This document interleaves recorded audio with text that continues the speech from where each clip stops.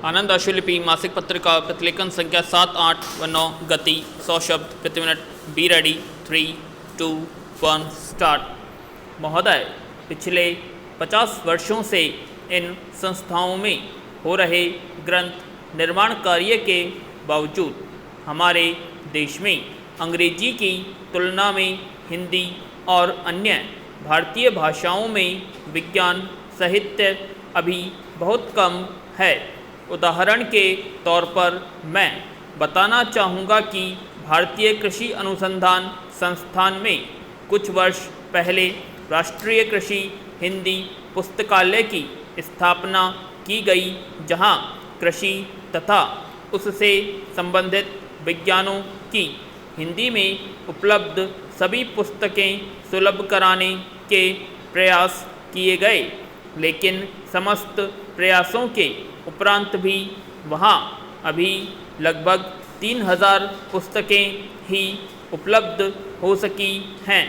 यह संख्या विश्व में अंग्रेजी तथा अन्य भाषाओं में उपलब्ध वैज्ञानिक साहित्य की तुलना में नगण्य है, लेकिन इस स्थिति में भी उत्तर भारत के अनेक विश्वविद्यालयों में स्नातक स्तर पर विज्ञान की शिक्षा हिंदी माध्यम से दी जा रही है और पीएचडी स्तर पर शोध प्रबंध भी हिंदी में प्रस्तुत किए जा रहे हैं।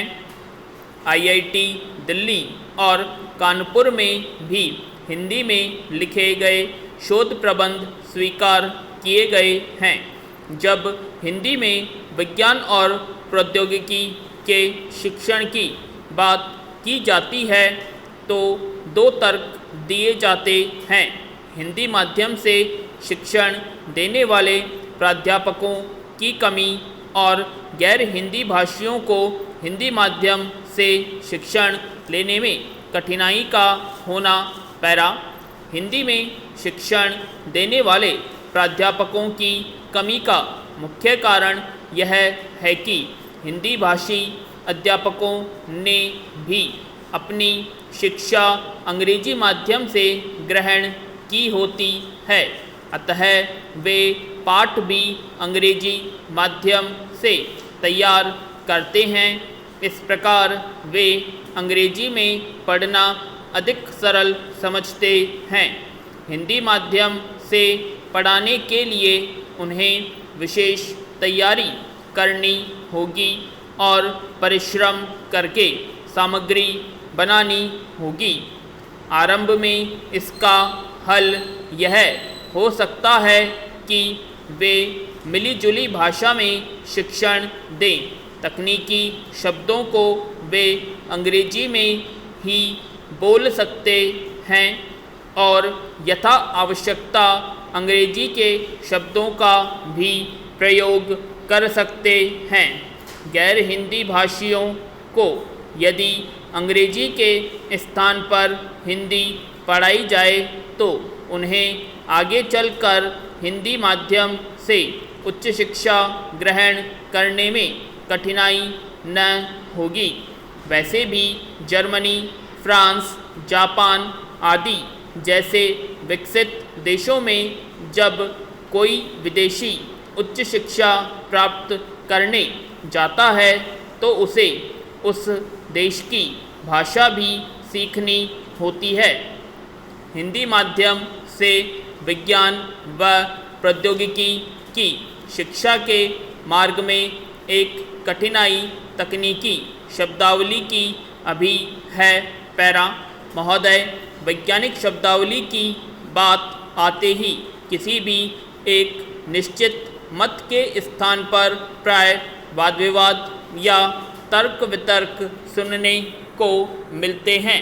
आमतौर पर लोगों की शब्दावली संबंधी बहस शब्दों के सही गलत या सरल कठिन होने तक ही सीमित रहती है। ये अन्य पहलू देखने से इनकार करते हैं या उस तरफ उनका ध्यान ही नहीं जाता। तकनीकी शब्दावली के बारे में सोच विचार करने से पहले यह जानना आवश्यक है कि तकनीकी या पारिभाषिक शब्द की विशेषताएं क्या है, कौन से शब्दों को पारिभाषिक कहा जाए। पारिभाषिक शब्द सामान्य भाषा का वह शब्द है जो ज्ञान विज्ञान की किसी शाखा में विशिष्ट अर्थ में प्रयुक्त होता है।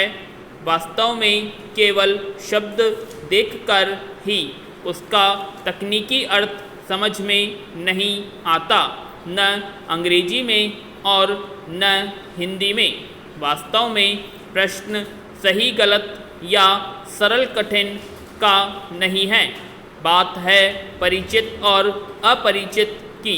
जिन शब्दों से हम परिचित हैं वे हमें सरल लगते हैं, सही लगते हैं, जबकि नए शब्द अटपटे और कठिन लगते हैं। शब्दावली के बारे में एक मत शायद संभव नहीं है।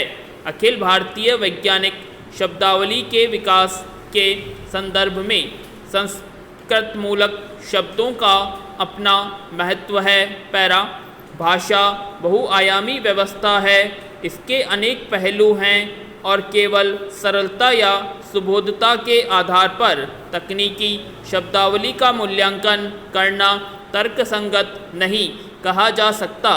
फिर भी नए तकनीकी शब्द चाहे संस्कृत मूल के ही अपनाए जाएं, लेकिन कीटों, फसलों के रोगों, कृषि यंत्रों आदि के नाम वही अपनाने चाहिए जो आमतौर पर प्रचलित हों।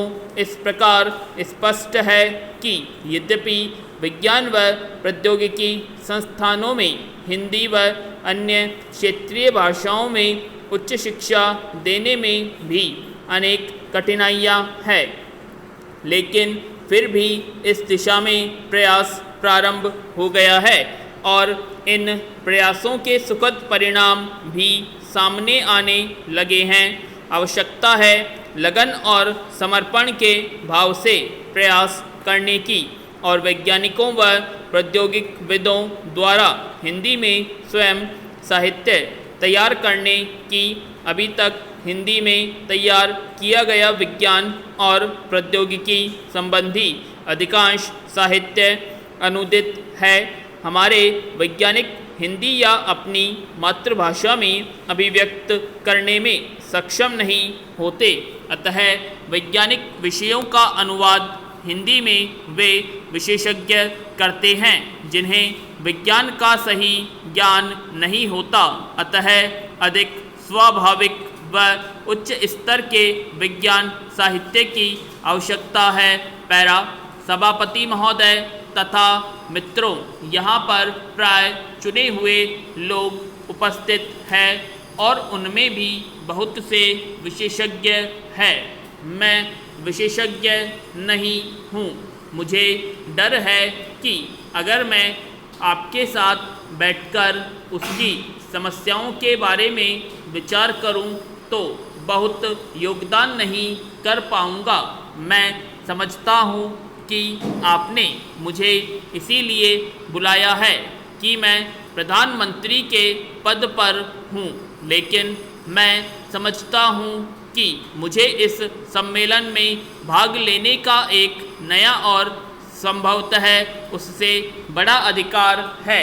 वह दावा यह है कि प्रधानमंत्री बनने के बहुत पहले से मैं हमेशा ही देश के आदिम जातियों के लोगों की तरफ बहुत आकर्षित रहा हूँ।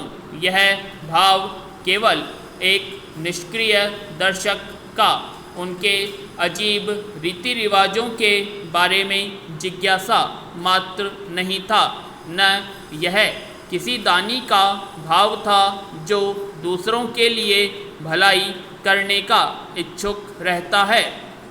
मैं उन लोगों की ओर केवल इस कारण आकर्षित हुआ कि उनके साथ रहकर मुझे खुशी होती थी और अपनापन सा लगता था। मैं उन्हें ऐसी किसी इच्छा से पसंद नहीं करता था कि मैं उनके लिए कोई कार्य करूं या मेरे लिए वे कोई भलाई करे। दूसरों के लिए नेकी करना मेरे विचार से एक बहुत सराहनीय इच्छा है, लेकिन इसमें प्राय बहुत सी ज्यादतियाँ हो जाती हैं जो न तो करने वाले और न पाने वाले के हित में ही अच्छी रहती है। पैरा आदिम जातियों में मैंने बहुत से ऐसे गुण पाए हैं जो मैदानों में शहरों और देश के दूसरे हिस्से के लोगों में नहीं मिलते। इन्हीं गुणों के कारण मैं उनकी तरफ आकृष्ट हुआ। भारत के आदिम जातीय लोग वीर लोग हैं जिनका कभी कभी गलत रास्ते पर जाना स्वाभाविक था। वे लड़ते थे और कभी कभी एक दूसरे के सिर भी काट लेते थे। वह वास्तव में निंदनीय चीज़ें थी और इन्हें रोका ही जाना चाहिए था। इसके बावजूद मैंने देखा कि उनके कुछ रीति रिवाज ऐसे हैं जो हमारे शहरों में पाए जाने वाले रीति रिवाजों से कम बुरे हैं।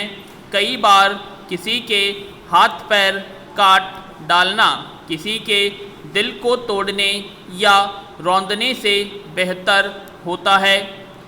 शायद इन भोले भोले लोगों का साथ मुझे इसलिए भी अच्छा लगता हो कि मेरे घुमक्कड़ स्वभाव को इनके जीवन में कुछ समानता मिलती है।